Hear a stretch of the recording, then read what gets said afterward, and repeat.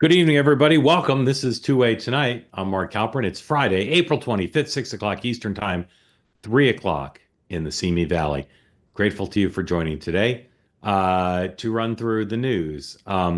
There's a bunch of stories. There's one in particular, this arrest of a state court judge in Wisconsin that I have a funny feeling, and I'm not the only one, is going to be a massive story, what they call in the news business a talker. The notion that federal judges or federal agents uh, would, in short, for those of you who haven't been following it, federal agents showed up in a courtroom to try to arrest someone who's apparently in the country illegally and detain him. And he was being he was doing a state court appearance on unrelated issues. And when the judge presiding over his case found out that the federal agents were there to detain him, she helped him, according to the Justice Department, sneak out of the court. He was detained by the federal officials, but the judge was in charge. And this is like a perfect Rorschach test for the red-blue divide, because in red America, this is like the greatest thing ever, right? Activist, liberal judge tries to use her power to create her own underground railroad to spirit and someone in the country illegally and wanted by the feds to freedom, and they get him and then arrest her. So for them, it's the best. And for blue America, this is yet another bridge too far, an interference in the judicial branch to arrest a judge. I don't know how often judges are arrested for things related to their professional duties. So I suppose people on the left would say this has nothing to do with her job, but it's unusual. So it's a great story. Obviously, the facts matter, and I don't know that we know all the facts for sure. Although I haven't heard anybody on the left contest the facts. They just have a different view about how this was done and whether it was appropriate. In any event, we'll talk about that. We'll talk a little bit about trade, U.S. Russia, Ukraine. A new New York Times poll, very bad for the president. George Santos was sentenced to 7 years. We'll talk about all that. And we'll be eager to have your questions. If you're here on the Two-Way platform, please raise your hand if you'd like to get into the conversation. I won't threaten to cancel the show, as I sometimes do on the morning program, if we don't have new people, but I always like new people. So if you haven't ever raised your hand to ask a question on Two-Way tonight, please do. Don't be scared. Don't be nervous. Don't be reluctant. Be part of the conversation, regardless of whether you like President Trump or you don't like him. And then if you're watching on X or YouTube, enjoy the program. Hopefully you see it as a delightful romp through the news information we have. And don't put smack in the chat. Remember, it's not just a slogan, peace, love, and understanding. It's a way of life. Extend the presumption of grace to all. It'll make you feel as good as a bowl of peach yogurt. I don't know, whatever you'd like to eat. With me tonight to do color commentary on my news play-by-play is one of America's great thinkers. How's that? How's that for an introduction? Robby Soave, welcome in. I said your name correctly, right? You did. You did. Robby Soave. Robby writes for Reason magazine, and you really are one of America's great thinkers. You're like a smart Rich Lowry. Just kidding. Rich is very smart too, but I think of you as kind of like Rich. Like you have a very supple, creative, rigorous mind. I appreciate that. Tell people a couple things about you before we hit the news buckets here. First of all, where did you grow up and how'd you get into the news business? Oh, certainly. I'm from Michigan. I grew up in the Detroit area, and I went to the University of Michigan. Yeah, that's where it went. Well, that's right here. Like Detroit suburbs or really Detroit? Detroit suburbs. You got me. Okay. Yeah, Detroit suburbs. It's one like of those. Tell me which one. Like probably one of the swanky ones. Which one? Middle class, St. Clair Shores, middle class. Yeah. Okay, that's a nice place. I've been there. That's a nice place. I have a lot of affection for it. I always wanted to be a writer, but when I went to the University of Michigan, I quickly started working for the student newspaper there, the Michigan Daily, which was a fun experience because even at that time in my life, I was a libertarian, right-leaning person, and it's like an explicitly socialist Marxist paper, and I was the opinion editor, so I learned a lot about how to write things from a perspective that I don't agree with, and I think it's served me well. Kind of went on there. Okay, and if people want to enjoy your content, what are their options? I write for Reason Magazine. You can go to reason.com, see my writing. Please follow me on Twitter, on X, rather. It's just my name, Robby Soave. And I host a YouTube show for The Hill called Rising. You can find that on The Hill's YouTube channel. And don't tell anybody, but Robbie's about to join the two-way family with a new show that hasn't been announced yet, but will feature many of your favorites, including him. So stay tuned. But I can't say anything about it yet. Last question, just to introduce everybody to you, or really two more. Which are you more likely to watch this weekend and why? The Pope's funeral or an NBA playoff game? I will probably be watching neither because it's White House Correspondents' dinner weekend in DC. So yeah. I don't know about you, my friend, but I'm going to be at about 18,000 different events, parties. Everything you hate about elite journalists is this weekend. Yeah. I hate it too, but I'm going to partake in it. Who do you have a guest you're bringing to the dinner? No, just myself. Just yourself. Okay. And does Reason have a table at the dinner? I'm going to be. I was invited by the Washington Post. It's very nice of them. Washington Post, very nice. I have at least three, but three that I tell. Three White House Correspondent Association dinner stories. I think I told one this morning. I'm trying to remember if I did. About how a Illinois state senator came up to me at the dinner one year and said, I want to introduce myself. I think you know David Axelrod. So that was one. Another, Illinois Senator Barack Obama, just to be clear. Another was in 1993, a guy came up to me and said, my name is Matt Drudge, and I've always wanted to visit the White House briefing room. Can you get me in? And I did, and he updated the website from the briefing room. Pre 9/11, I had like the run of the place, so I was able to clear Matt Drudge in, and he did that. And then my last story, not that you asked, is in 2011 is the year that Barack Obama and what's his name, Seth Meyers, made fun of Donald Trump, and the Obama set was hilarious, and Trump was sitting with the Washington Post, and many people say he ran for president because he was so insulted. I don't think that's the case based on talking to him about it. But I do think he was super pissed off and was happy to show them that he wasn't a joke, because they basically said, "You're a joke. You're not a serious person."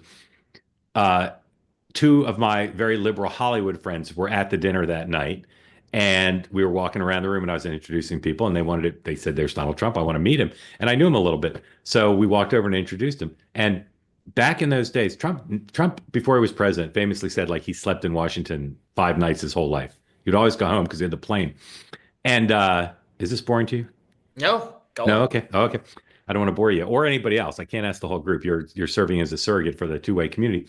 And we demand more of this story. Continue. Yeah. So Trump would always fly home, and it was like clockwork. Unfortunately, it doesn't happen anymore. But when I would run into Trump somewhere, he would say, "Do you want to fly back with me on the plane back to New York?"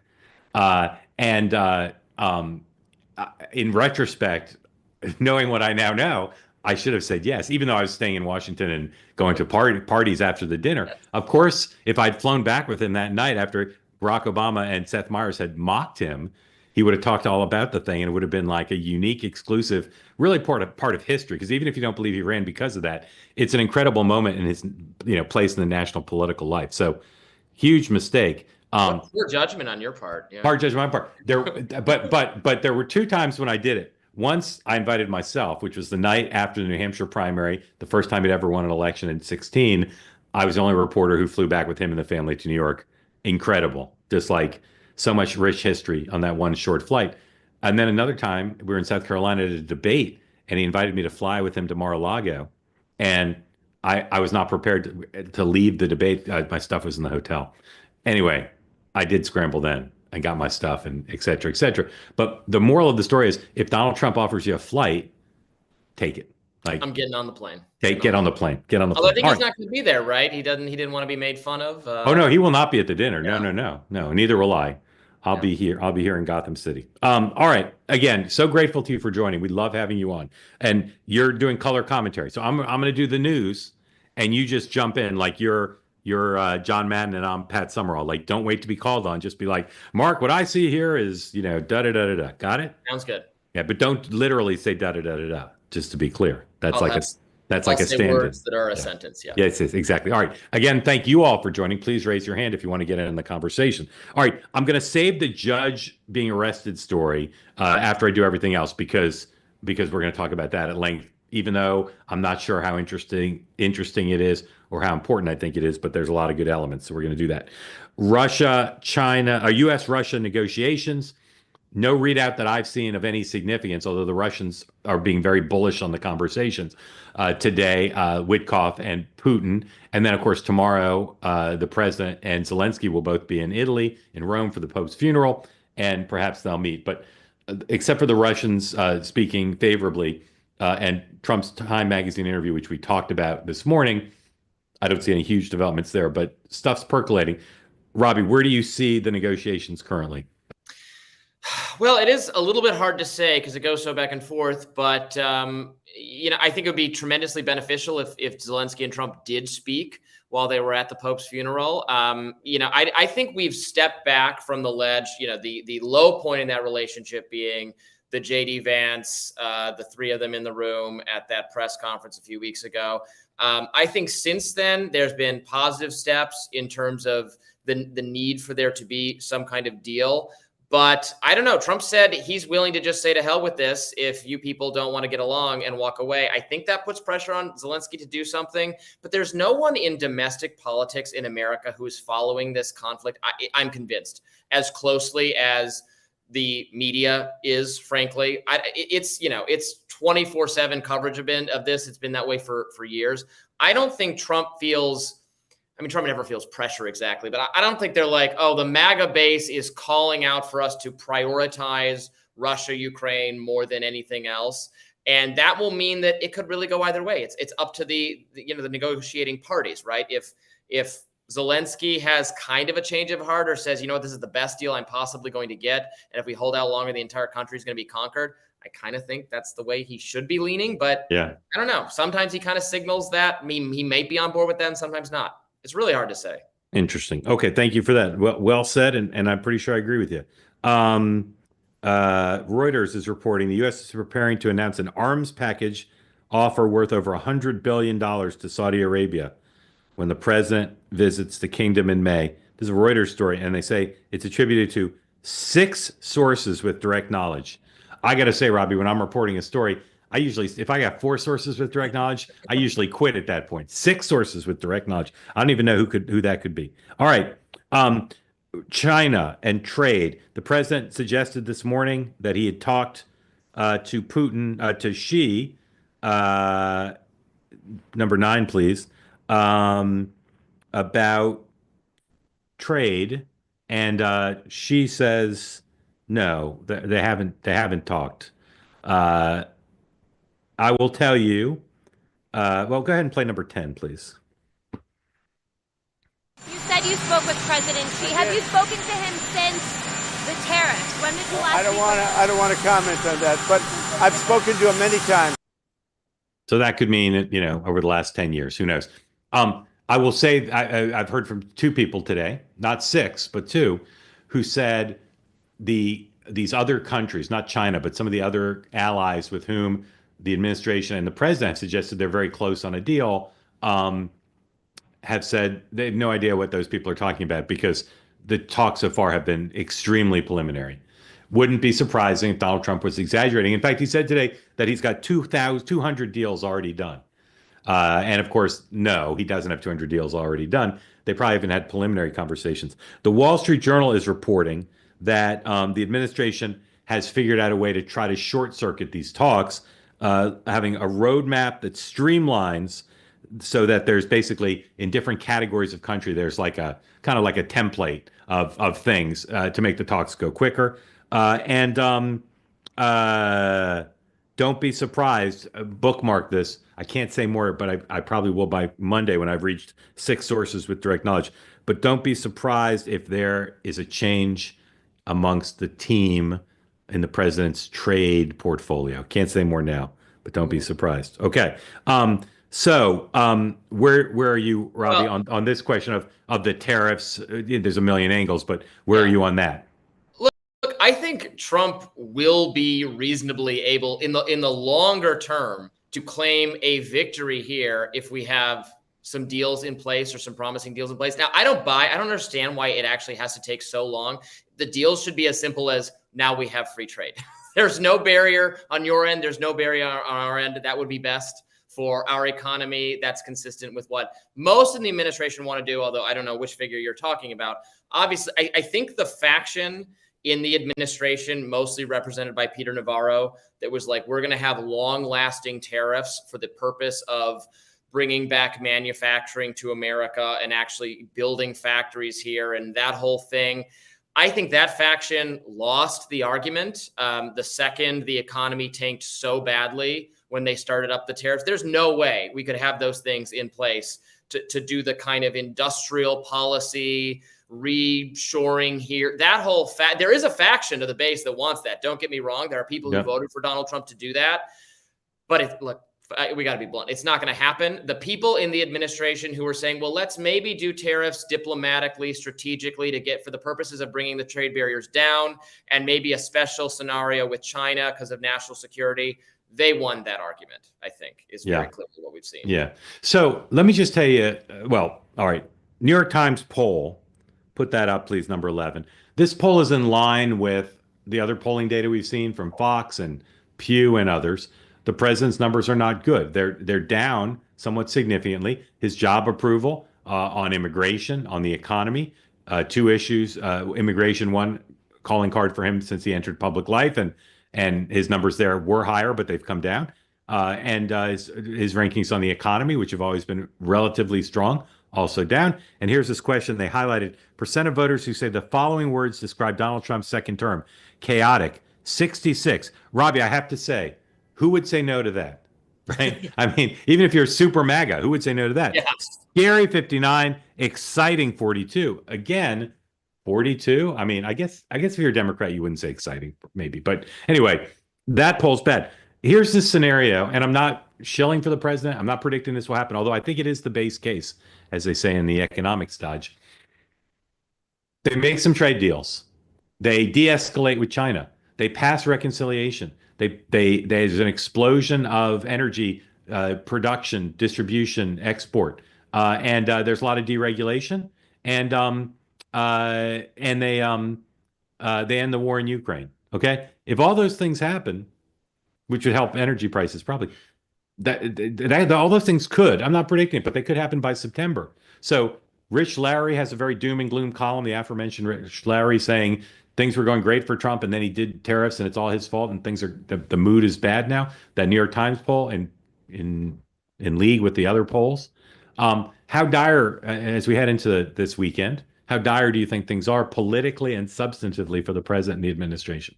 Well, yeah, there's no way to spin it. These numbers are not good news. His signature issue, as you alluded to, is immigration. So you don't want to see that number coming down at all.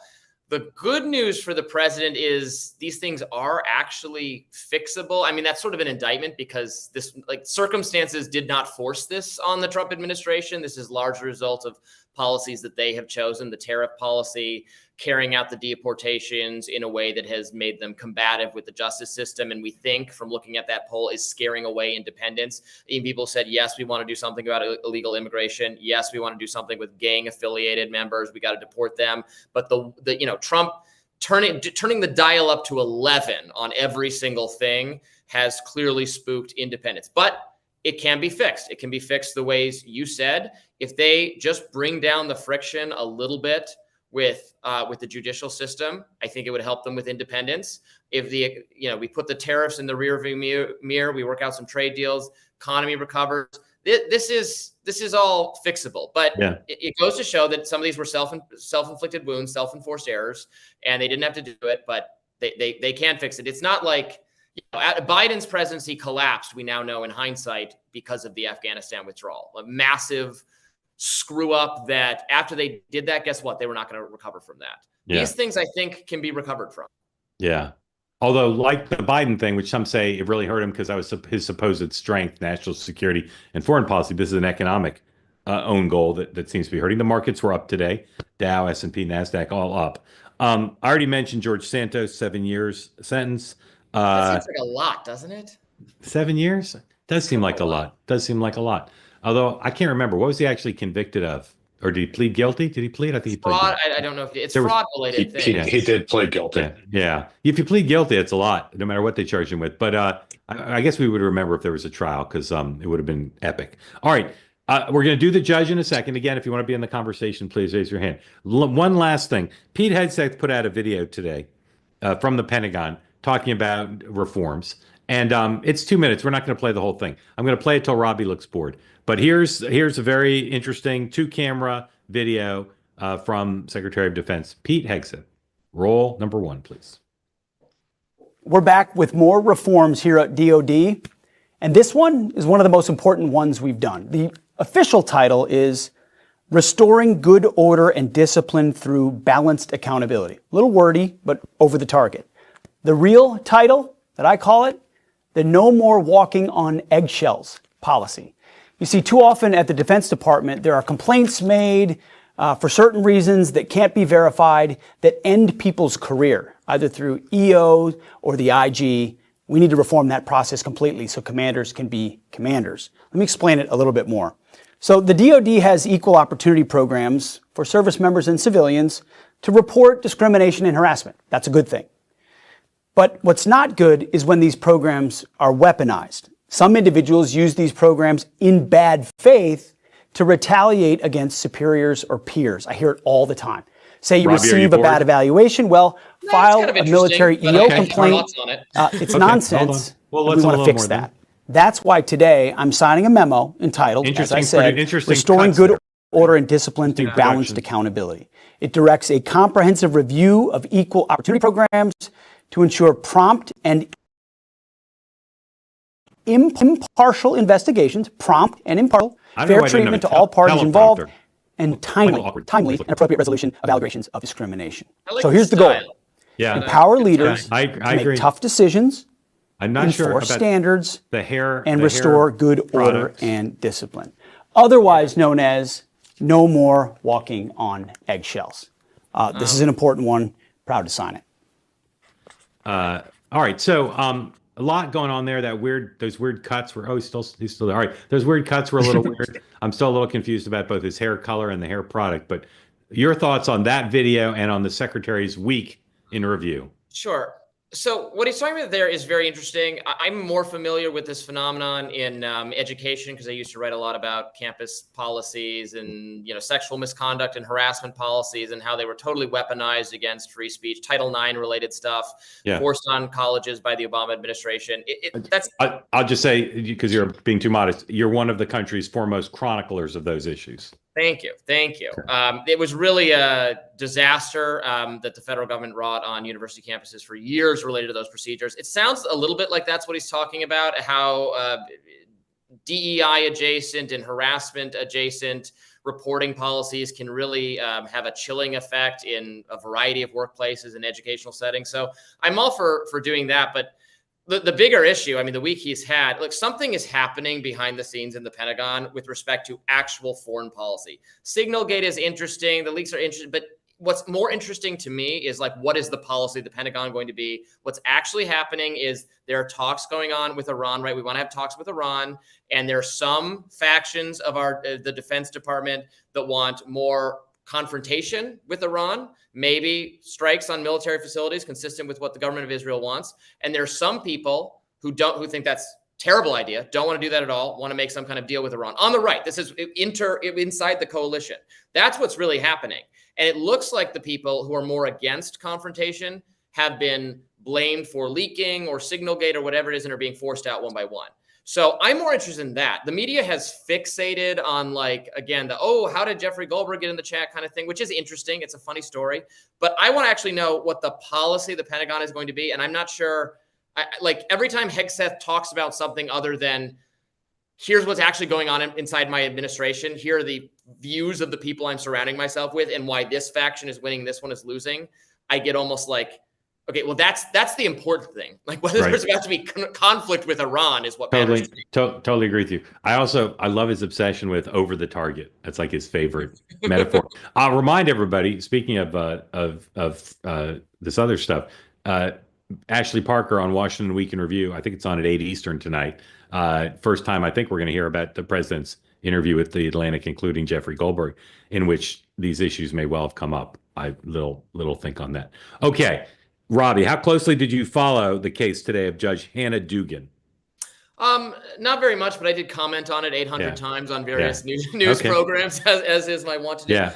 No, I appreciate what you said, that we don't necessarily, we know the facts, but I hesitate to weigh in, because it's a situation where judges are not above the law. No one's above the law. If this judge did something that is illegal, it's not like I'm a judge, you can't charge me with a crime. Judge goes out and kills somebody, judge is going to get prosecuted by some other judge, or decide to be prosecuted by a prosecutor before another judge. So it's not, this person is not off limits, but I am certainly open to the argument that this is bad faith behavior on the part of the government to blame this person. I feel exactly as you do. I can't tell yet from what I've read of the news. All right, I'm gonna run through it, because not everybody's going to be familiar with what happened. I'll say, most basically, if there was a state judge and there was someone in their courtroom charged with a traffic violation, and the federal government agents came in and said, this person killed an FBI agent, we want to arrest him for murder, and a federal murder charge. And the judge said, well, go see the chief judge of this court. And when they left, the judge smuggled the person to freedom. Well, everybody would say that's not good. That's hid them under their robes. Exactly. Hey, look over there. When I say to my son, I try to distract him. I say, hey, there's a rainbow unicorn over there. The judge says, hey, look, there's a rainbow unicorn. That would be wrong, and that judge could be arrested. Now, I guess maybe what the Democrats are saying is they should have just talked to the judge. They should have had a conversation, not charge her. But again, MAGA thinks this is great. All right, so the judge, put up number 3, please. Hannah Dugan. What could be a more American name than Hannah Dugan? Hannah with an H, by the way, 2 H's. There's Hannah Dugan. She's a longtime Milwaukee County Circuit Court judge. I've heard her described as liberal. I assume that's a reading of her rulings, or maybe her career before she was a judge. She's now been charged, number 2, please, with 2 felonies. Okay? 2 felonies in this ICE case. The ICE agent showed up. She said, go see the chief judge, which is, I think, a sensible thing to do, right? She's just a regular judge, like the chief judge, to adjudicate, because this is a weird federal, local, jurisdictional issue. And then, again, according to the federal government, well, rather than I tell you what the federal government says, here, number 6, this is Pam Bondi, Attorney General of the United States on Fox, doing play-by-play about what happened. And to set the stage for you and Sandra, this was truly horrific. This guy was in court being prosecuted by a state prosecutor for domestic violence battery. He had beat up 2 people, a guy and a girl, hit the guy 30 times, knocked him to the ground, choked him, beat up a woman so badly they both had to go to the hospital. And John, it's so rare for victims to want to cooperate. They wanted to cooperate. They were sitting in the courtroom with the state prosecutor. The judge learns that ICE was outside to get the guy because he had been deported in 2013, came back in our country, commits these crimes, charged with committing these crimes, victims in court. Judge finds out. She goes out in the hallway, screams at the immigration officers. She's furious, visibly shaken, upset, sends them off to talk to the chief judge. She comes back in the courtroom. You're not going to believe this. Takes the defendant and the defense attorney back in her chambers, takes them out a private exit and tells them to leave. While a state prosecutor and victims of domestic violence are sitting in the courtroom. Okay, here's a little bit more Pam Bondi. Play number 5, please.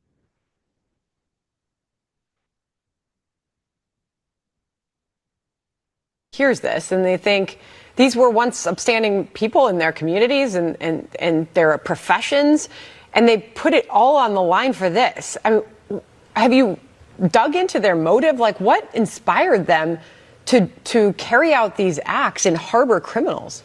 They're deranged is all I can think of. I cannot believe. I think some of these judges think they are beyond and above the law, and they are not. And we're sending a very strong message today. If you are harboring a fugitive, we don't care who you are.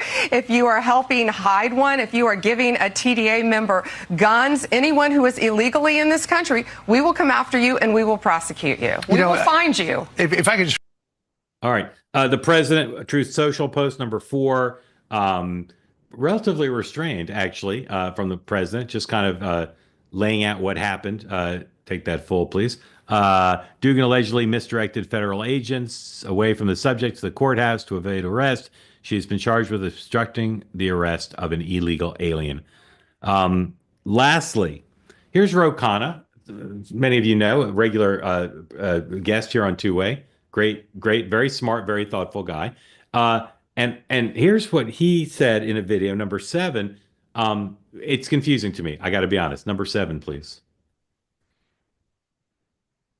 Headed by Kash Patel, arrested a Wisconsin judge for simply standing up for the rights of immigrants. This is without any historical precedent and truly terrifying. Every American, every person who cares about the rule of law and freedom needs to stand up and speak out. We need to demand the release of this judge and have due process and the rule of law. So, I mean, I don't know that the judge was denied either due process or the rule of law. You know, Right. she was charged, right? I mean, I don't really understand what his objection is. And he's such a thoughtful guy. I thought, well, I'm glad he weighed in, but do you understand? Like, I guess I don't know how to state in a principled way what the objection is to having her arrested.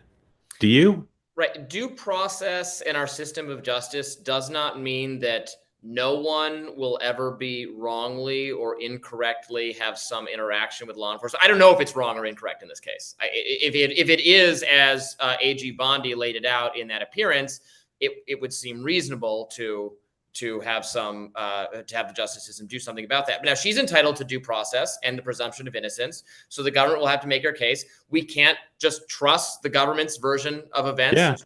Yeah. She might present some defense and say, what are you talking? I didn't help this person escape. Yeah. You know, they just ran out the door before I knew what they were doing. Who knows what the defense would be? There you go. Hear it. But it's not, it doesn't seem illegitimate to, if the government is going to make a case and they have a reason to do this, that's how it works. It doesn't mean that nothing you don't like will ever not happen. Right, exactly. Now, she's already been released, you know, and maybe they'll drop the case. And maybe their view is you should negotiate before you arrest a judge. Like maybe their view is it was too rash. Now, I don't want to call the person out up by name, but we have on here one of America's foremost experts on the balance between individual liberties and national security. Sir, may I bring you in? You have your camera on, but not your mic on. May I bring you in? Yes. All right. Here is a two-way community member and lover of the great outdoors, John Sununu. I've said on this platform before, incredible principles about civil liberties and about how to balance civil liberties and national security. His work on the Patriot Act would have made him Reason's Person of the Year if they'd known exactly what he did. Senator, thank you for joining. What do you make of the arrest of this judge? Does it bother you based on what we know or not? Well, I apologize first that I'm like outside because it is a nice night. And beautiful night in New England. Yes, but the camera work isn't ideal. That's all right. I can't believe you didn't mention, though, Pete Hegseth's makeup room. Yes. You know, the controversy over the makeup room at the Pentagon. Yeah. This is like his first big production. Frankly, he was a little splotchy. He could have used some makeup. That was a very weird performance. I don't even know why you have to do a video for that reason. That's a very change the subject. I think it was to change the subject. You know, honestly, this is to me, from what I've seen and heard about it, an incredibly bad look for the judiciary, for the left on immigration. They may, I guess you said they released her. If I were them, I would not drop the case. I think they have a very strong case here. And immigration has been the one thing that the administration, generally speaking, has done right. They've been successful, delivered on promises. And the irony is, you know, as I was listening to you talk about trade and all the negotiations and Ukraine and stopping the war and the border, if you had asked me, but I think if you had done a poll, which would be the toughest for Trump to deal with and resolve, it would have been the border. People would have said, well, you know, he might get a few trade deals and he might eventually negotiate things in Ukraine, but nobody can solve the border. So they've stepped on their own applause line to the nth degree here. But this is a ready-made case to sort of highlight a success, deal with the left on some of these immigration issues, and maybe change the subject from their failure to get any deal on trade, any deal on national security, Ukraine, et cetera. Do you feel the same way about Abrego Garcia, that the left is on the wrong side of that issue? Because the Democrats are telling to me that the polls now show that the public does think he should be brought back and that he was unfairly treated. I haven't seen any polls on the issue. Yeah. But I think in general, up to this point, notwithstanding your suggestion of the polls, it has highlighted, the issue of illegal immigrants generally, perhaps violent illegal immigrants or those with a history of law enforcement infractions, which he certainly did have. But the most telling thing, or the most risky thing for Republicans here, I think, was made clear in Emmer's interview with Dana Bash maybe a week ago on CNN. And she asked him point blank, what about Trump's suggestion that he would deport U.S. citizens in similar circumstances or put them in prisons? And Emmer wouldn't answer the question. Yeah. And that's fundamentally wrong. I don't know how smart he is. Maybe he's just not that smart that he hasn't thought about this. But if I were a news person, I think the important question to ask would be, what if Garcia were an American citizen? Yeah. Similarly, accidentally deported. And it's a horrific thing to think about, but accidents happen. What if he were a citizen? What would your obligation be, Mr. President? Yep. I want to ask you a question and then see if Robby has any for you. And again, grateful to you for making time. There's nothing more beautiful in America than a late April night in New England. Nothing. So we're very happy to share it with you in two dimensions. When you were a congressman and a senator, did your office do constituent service for people in the country legally who resided in your state or your district? In the country illegally? Yeah. We definitely did constituent service for people, yes, whose visas were overstayed, who were, accused of maybe having been here illegally, but who were in the court system. If someone came to our office and said, I came here illegally, can you help me? Chances are we would just direct them to a law office or someone who legal services. I don't know if that ever happened, but the people who someone might argue were illegal aliens were here adjudicating their case, or at least had been allowed to stay in the United States to the point of adjudicating their case. Got it. Okay. Robby, question for the senator, if you wish. Certainly, Senator. And I think you're exactly so right in your comments. Do you think the administration is making any difference between citizens and non-citizens here? Because I can totally understand them saying, right, this man's from El Salvador, he's back in El Salvador, that's where he should be. But if their argument is just once a person is no longer within the physical bounds of our country, we have no obligation to them, that would apply to American citizens then. They'd say, well, it's not our problem. It only matters when they're inside the country. That seems, that I think, right, that's what independents are getting spooked by that in the polling that I've seen. I think that's right. I think they are.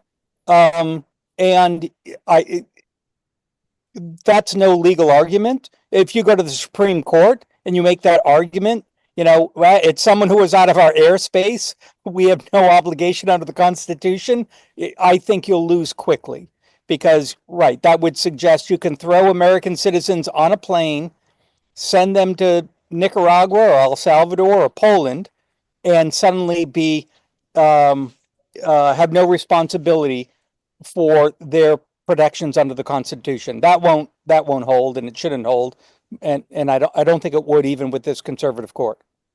Do you think it's clearly unconstitutional to send American citizens convicted in the United States to prisons overseas? I think it probably is, but that's a very interesting hypothetical. I'm not a lawyer, as I've said here many times before. Yeah. So, but I think that would probably violate some of the tenets of due process. Yeah. And the rights of citizenship. Yeah. But I mean, it would be a silly thing to pursue, very silly, even for this administration that, has pretty much the rights to silliness right now in politics. Yeah. All right, I'm going to bring folks in. Senator, can you stay with us and help Robby Sure. answer questions? Yeah, sure. All right, excellent. Very grateful to you.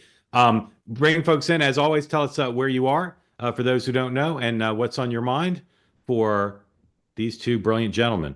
Welcome in, Mr. Tom Isaacson. Thank you for joining. How are you? Good, sir. How are you? I'm very well. Thank you for calling on me. I saw the not the entire document, but many of the documents on this judge's case, and it sure looks to me like what the DOJ's documents allege is that she surely needs to be dealt with in a firm hand. I'm not sure that the even the lightly blue folks would ever think that it's a good idea to do what the DOJ has done. I think the deepest red folks in the country are thrilled with it, no question about that. And I think that slice in the middle is hoping that what's alleged is accurate and true. But I wonder, do the facts really even matter? Will the blue folks, no matter how deep their color are, will they actually take those facts into account and judge accordingly, or will they just say Trump, their TDS, will it get the better of them? I'll go first. I have to say, if she really spirited a defendant out of a courtroom for the purpose of allowing him to escape the ICE agents, I believe that some blue people will say, no, that's the judge breaking the law. Maybe I'm wrong, but I think that one could tip some people. Senator, and then Robby. Yeah. I mean, I don't want to be cavalier, but it doesn't matter what the blue people think. 70%, if what you just described, Mark, is the case, 70% of America, 80% of America will say, of course, you can't do that. And I think the initial reaction of the left is to say, well, this is a judge, the judicial system attacking the judiciary. There have been corrupt judges prosecuted, thrown in jail, impeached many times throughout our country's history.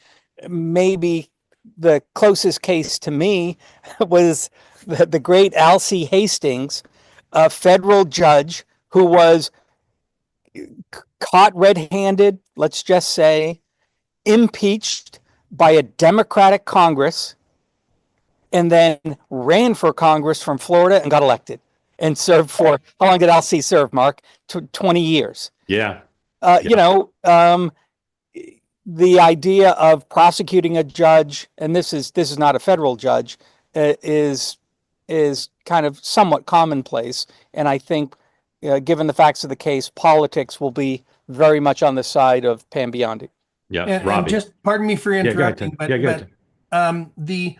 I've really been impressed with Ro Khanna, and his reaction is one of the reasons that I'm asking that question, if the facts even matter, because he seems like a reasonable fellow to me. Yeah, and his response is just it's counterintuitive to me. It's very confusing. I may reach out and see if there's something I'm missing, because I didn't understand what he said. Robby, thoughts? And the best thing about Ro Khanna is, unlike almost any other person in the House, is he makes himself available to appear on this show. He's been on my show, Rising. He's very responsive to the press, to alternate media, so we can get that answer from him. He might have been asked to weigh in on it before he'd known all the circumstances of it. I get the fear, given that some in the administration have suggested or put helped to put forth this idea that they're going to just ignore the judges, and this kind of fits in with that. If you don't know the facts of it, if the facts are as the AG presented them, as they kind of appear to be at this case, I don't expect a lot of blue people to necessarily just be reflexively on the judge's side. Certainly there will be some, but the facts do matter. Probably should have invited him to come on, maybe a little bit late to ask the congressman to come on with a 15-minute window, but we were going to try to get him soon. Reed Parks, I love what you're doing. Come on mute and tell us what's going on. Tom, grateful to you for joining. Thank you. Appreciate it. Reed, unmute, please. Tell folks who don't know where you are what's on your mind tonight regarding whatever it is you want to talk about. Oh, hey, Mark. Thank you for having me. Just doing a little bit of edging and trimming. Yeah. Where do you live, Reed? Raleigh, North Carolina. There you go. Okay. Yeah, so trimming the verge, and I think Robby should appreciate that reference. I do. And Robby, this is so exciting to just be on the same screen as you. I love your program, and obviously, Mark, I love yours as well. I recommend it. Yeah, I recommend it to everyone that I speak to, especially my siblings and my in-laws, and regardless. Awesome. So I tell everyone to tune in. Thank you for that, Reed. I appreciate all that. And tell us what's on your mind, sir. Honestly, not too much, because I haven't been able to hear a lot. Having the engine going, maybe I'll just pass it off to someone else tonight. All right. Well, appreciate that. And appreciate you being part of Two-Way. Thank you, sir. Senator Sununu, can you tell us what you think of the Ukraine situation? Is where do you think that's headed? I don't know where it's headed. I really don't. At the highest level, to me, this is what Donald Trump said he was going to do. He just wants to do a deal to end the war. He doesn't care a lot about Ukraine per se, or even Russia per se. He doesn't really care where the lines are drawn. He just wants to cut a deal, make it stop, and maybe, if he has a strategic goal, get Europe to pay more for their defense. Right. And stop having to spend taxpayers' money on this. And lots of people will have sort of very strongly held differing viewpoints about the importance of this struggle, the symbolism and the reality of protecting Europe, maybe from a wider war and other things. But this is transactional, as we all know Donald Trump is. Yeah. So I think you started earlier with Robby about who has leverage and that the Ukrainians don't have much. And I think they'll come to an agreement on the minerals deal, within a few days. And, I think the frustration shown by Trump at Putin is very real. Lindsey Graham, a triggering event here, I think maybe that Lindsey Graham is either he has or he's about to introduce legislation calling for secondary sanctions on Russia. And I think that's something that the administration probably should have pursued earlier to gain leverage over them as they have over Ukraine. Yep. But I think Lindsey doing that is a pretty important signal in where this is headed. Yeah, I agree with you. He's always, not always, sometimes he's a good bellwether. Robby, Senator Sununu, you may not know, Patty comes regularly. She's a great member of the community. Ribbon joined this morning for the first time, and now she's back. And Ribbon, I said this morning, is either going to primary J.D. Vance for the Republican nomination, or she's going to get a show on Two-Way, probably one or the other. So ladies, welcome in. Thank you for joining. Ribbon, thank you for coming back. Yeah. Repeat customer means you didn't have a horrible experience this morning. It was fun. It was my first time. Yeah. Well, Zoom is not my kindergarten with the teacher was my first Zoom experience, and I really don't. Technology is not my forte. All right. Well, welcome back. What's on your mind for Senator Sununu and Robby Soave? Do you think there's ever an agreement that they can come up with as far as immigration. And what I mean by that would be the people that are here pay a penalty, they agree to no citizenship or no voting rights, whatever the case may be, whatever those compromises would be.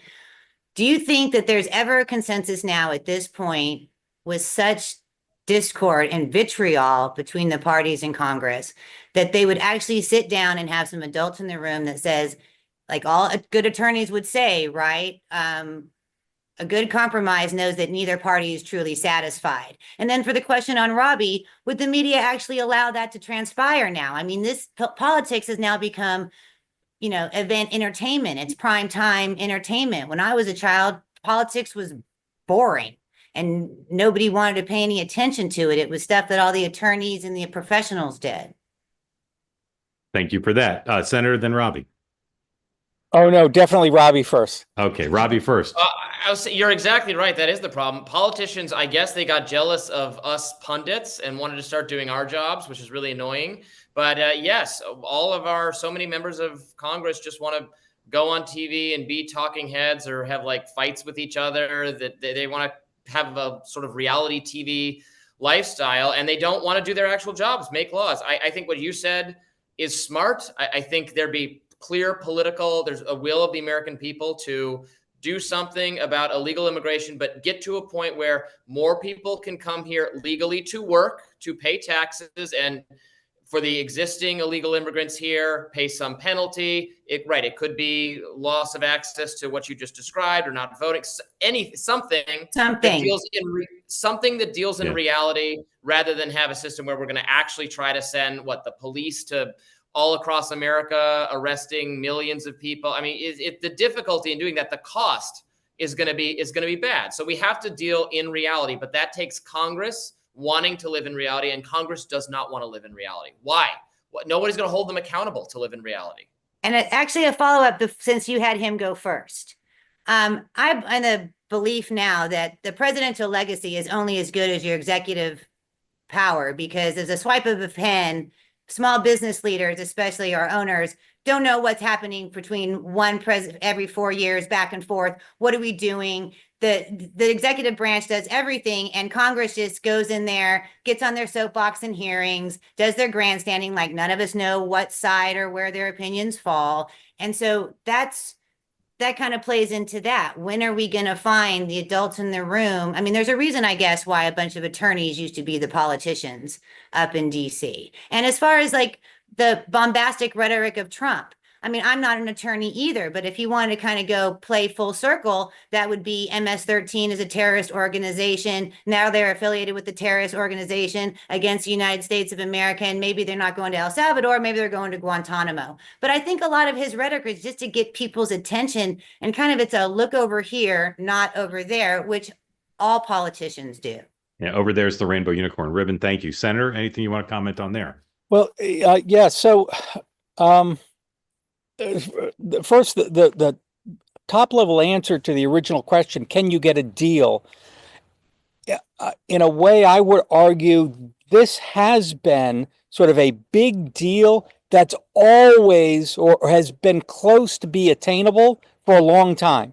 I mean, and even in 2023, right, you had an immigration package, like it or not, it was a big package that full of fluff, full of this. So, I mean, I don't find that authentic now.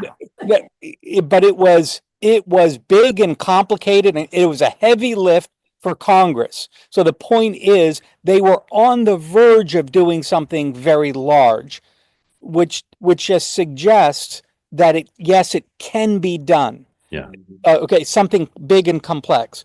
Two, I think right now, so to speak, because of Trump's success on the border, because he has shown, really by doing just a couple of things, deporting people with an existing deportation order, right, truly enforcing action at the border, and making it harder for people to show up at the border and claim asylum at the border.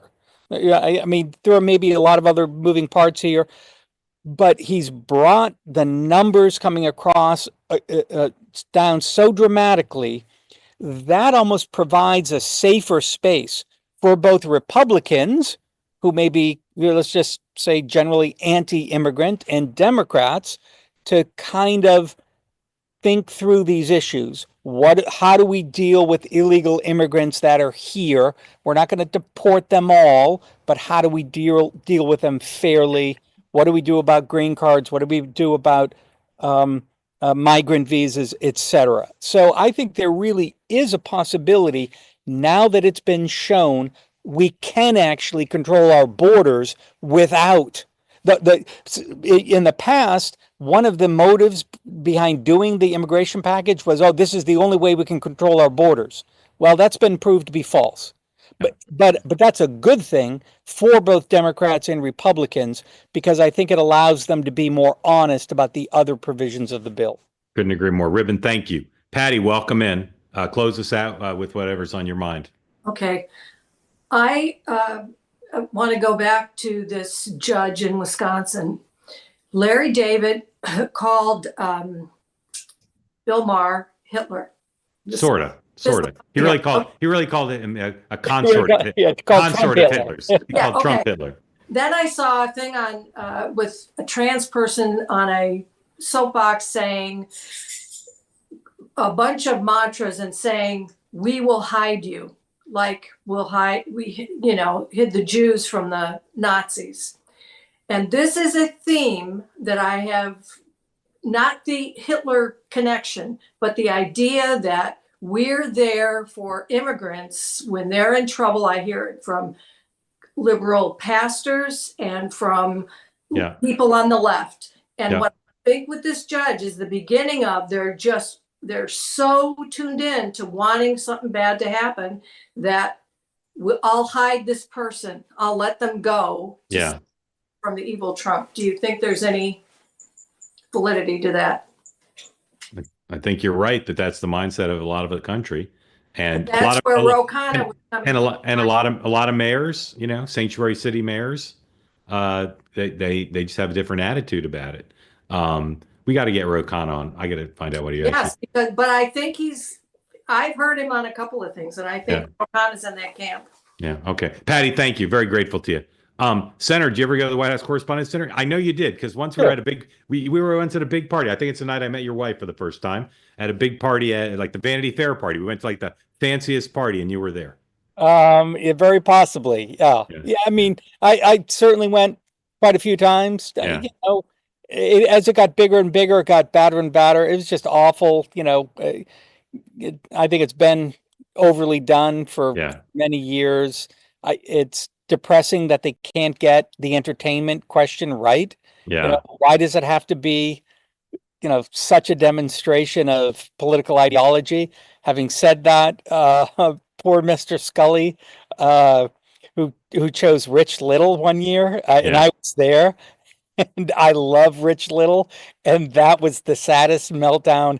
It was not good. DC comedic history, absolutely. It's a really gross spectacle having the media hobnobbing with politicians. I totally disagree. I totally participate in it. So I totally disagree that it's an awful spectacle. I agree that having a fancy dinner is not good in this populist age, but I don't think there's anything wrong with reporters talking to the people they cover in a civil way. I don't think there's nothing wrong with it, morally.